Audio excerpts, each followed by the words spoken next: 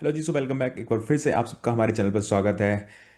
आज देखते हैं निफ्टी ने कौन कौन से लेवल क्रिएट किए हैं, कौन कौन से मैसिव चेंजेस हुए हैं ओपन इंटरेस्ट में, ग्लोबल क्या न्यूज़ है और F I I D eyes ने कैसे बिहेव किया है। बहुत अच्छी खासी सेलिंग हुई है आज मार्केट में। सारा स्टडी करेंगे डिटेल में कि हाउ डज इट हैपन, जबकि सारे लोग बोल रहे थे कि जो है बहुत स्ट्रॉन्ग बाइंग मार्केट है पिछले, अगर हम फ्राइडे की बात करें। बट आप अगर हमारा वीडियो देखेंगे तो हमने एक्सप्लेन किया था कि क्यों थोड़ा सा कॉशियस रहने की ज़रूरत है।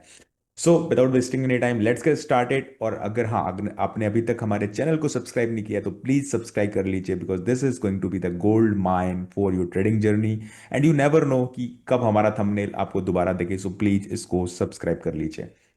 सो गाइस, सबसे पहले मैं डेली चार्ट पे आपको दिखा रहा हूं। जैसे कि निफ्टी की कैंडल जो आप देख पा रहे हैं, बहुत ही मैसिव फॉल आउट हुआ है। जो देखिए, हमने यहाँ पर एक ब्लू लाइन आपको दिख रही होगी। पिछले सेशन में जब हमने फ्राइडे को बात की थी तो हमने डिस्कस किया था कि अगर यहाँ से एक ब्रेकआउट आता है तो एक लंबा ब्रेक डाउन हमको देखने को मिल सकता है। And exactly that has happened.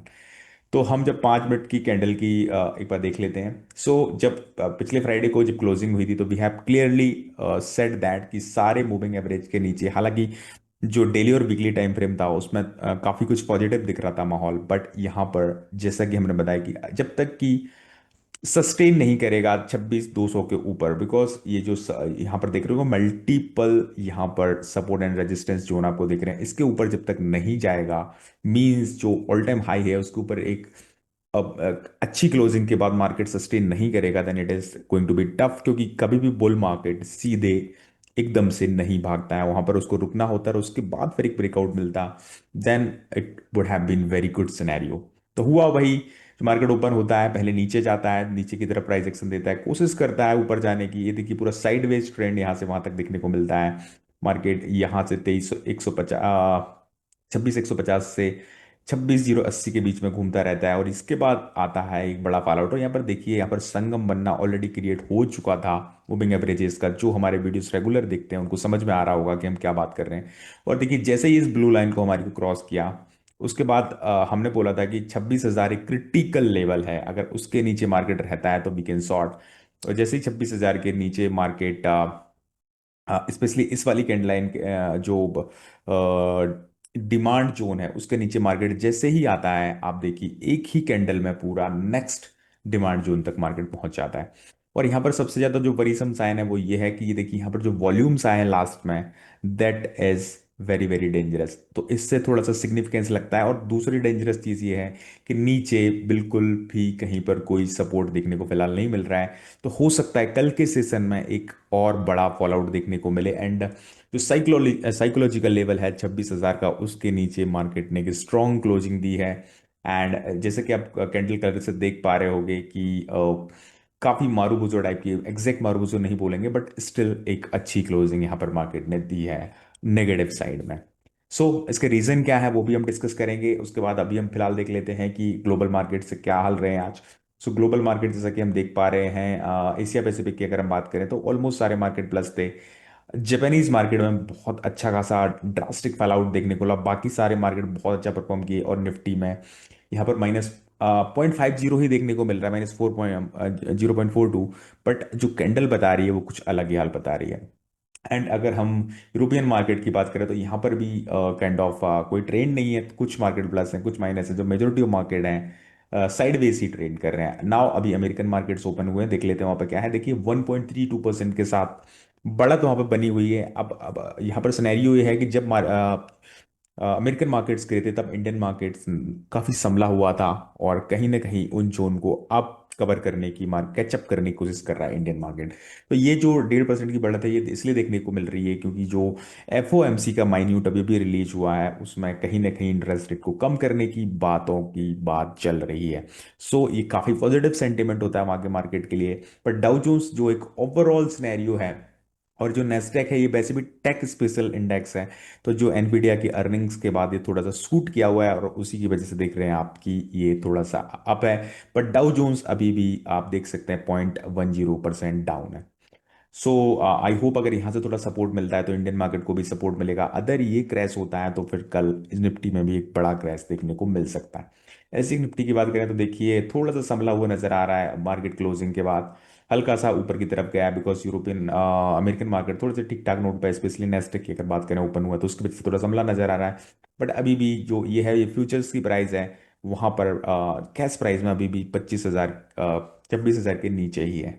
Now we will be moving towards open interest में बहुत बड़ा शिफ्ट देखने को मिला है आज। देखिए अगर हम 25 नवंबर की बात करें और कल है, बिल्कुल हमको सबको पता है कि मंथली एक्सपायरी है, तो it is going to be very very drastic thing.